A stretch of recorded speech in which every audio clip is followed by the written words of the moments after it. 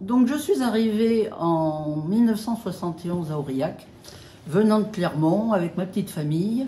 Et très tôt, j'ai été happée dans le secteur associatif par une amie qui m'a demandé de commencer par l'alphabétisation et la promotion des travailleurs étrangers.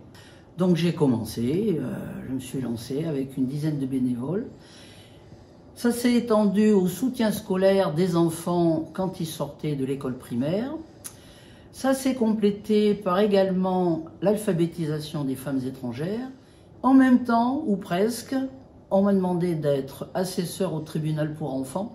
Et là, je rejoignais ma formation d'origine. Donc, j'étais passé par la faculté de droit. Et pendant une bonne dizaine d'années, j'ai aidé à ce travail que j'ai trouvé palpitant, aider à la justice. Ensuite, ce travail-là, je l'ai arrêté parce que j'ai été élu à la ville d'Aurillac, à la mairie d'Aurillac, et c'était incompatible avec le travail de magistrature. Et à la ville d'Aurillac, là, j'ai trouvé un climat extraordinaire pour promouvoir des notions et une aide en matière de solidarité, de répartition un petit peu, d'adaptation des différentes aides pour des publics en difficulté. Avec les travailleurs sociaux basés sur place à Aurillac et même dans les environs, nous nous sommes aperçus qu'il manquait un dispositif en matière d'aide sociale pour des populations qui étaient juste au-dessus des minima sociaux. Et pour eux, il n'y avait pas d'aide.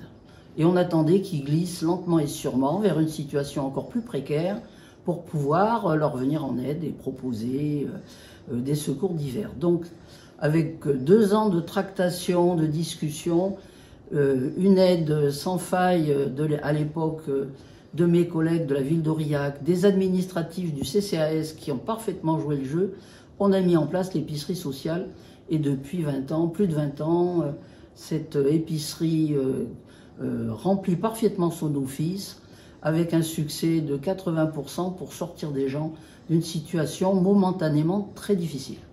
Enfin, au cours de ce mandat municipal, j'ai découvert une association dans laquelle je suis rentrée comme bénévole. C'est le Pacte Arim, qui depuis a changé de nom, s'appelle Solia, où j'ai retrouvé des valeurs de solidarité dans le monde du logement, dans le monde social, le monde privé du logement.